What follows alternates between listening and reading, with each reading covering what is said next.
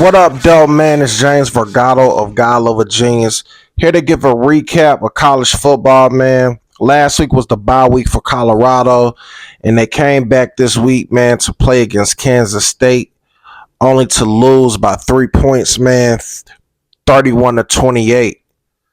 Um, to summarize this game, man, in its totality, man, understand that Colorado lost everybody in this game to injury. They lost Travis Hunter, Jimmy Horn Jr. Um, it was just a lot going on, man. Even Omarion got injured, I believe. You know what I'm saying? They had to take him off the field. Uh, it was just a lot, man, that nobody saw coming. It's very tragic that you would think coming off a bye week that offensively, defensively, special teams, everybody as a collective would be like 1,000% because they had a win going into it. But things like this happen, man, and this is what comes with playing a tough sport in football. It was just too much for them to overcome in this game, on top of dealing with the same, consistent mishaps on the O line and not being able to protect Shedeur and not being able to run the ball. And they had to just try to wing it, man, as best as they could. But Colorado definitely would have won this game if they had all their weapons on offense and they needed it, because they couldn't do nothing on defense, man. Shiloh made his return this week, and it might not have been a good game for him to return to, or at least start, because Shiloh was getting cooked out there, missed tackles, getting juked. The running back for Kansas State was having a field day. I got my other phone, you know what I'm saying? So I'm going to check the stats on this running back, man, because I'm not familiar with him. DJ Giddens, man, 25 carries, $182, averaging 7 yards a carry. The former running back for Colorado from last year, Edwards, although he was limited, he didn't even crack 50 rushing yards. He still got a touchdown. And Avery Johnson, aka Sunshine, he was 15-23 passing, 2 touchdowns, 1 interception. The interception that Avery threw was it wasn't even called for. They went for it on 4th down, which wasn't necessary in the 4th quarter, and that could have been the reason they lost that game. I mean, Kansas State really should have lost that game. They had no business going for it. They should have punted the ball, but they went for it and threw an interception. And I believe the defender for Colorado names was Cooks, if I'm not mistaken. He caught the interception, man, and the momentum was so crazy. He tripped over somebody or stepped on somebody's foot. It slowed him down, and he wasn't able to get the pick six. But Colorado was still able to execute a rushing touchdown. Shedeur, was pushing the running back in. And that's one thing I have to say about Shedeur, man. Like, Shedeur ain't no pretty boy. He get out there and he get in the trenches, man. He gonna throw the ball. He gonna run if he got to. If he gets sacked and knocked down, he don't be complaining. And he's gonna go for a block if he can. He do everything he can to try to get a win. But this was just a tough loss, man. Travis Hunter didn't even play in the second half. I forgot what was the cause of injury for Travis Hunter, but it happened in the first half. And although he didn't play in the second half, he was on the sideline, still in pads with the team, trying to cheer him on.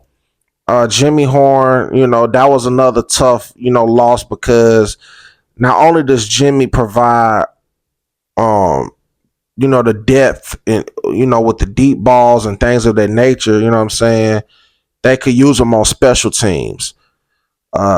I really thought Colorado was going to win this game. I mean, but Shedeur has still shown that he's worthy of being a first round draft pick, possible Heisman, you know what I'm saying, winner as well. You know, I know it seems like Travis is a lock, but man, Shedeur is the best pocket passer in college football. I mean, if he gets time, he's going to make, you know, the right decision for the most part, more times than none. He's doing this with a shaky offensive line. You got to give him credit for that. They lost the game. They had another opportunity to win the game, and Shedeur was successful in his first attempt in Brady mode.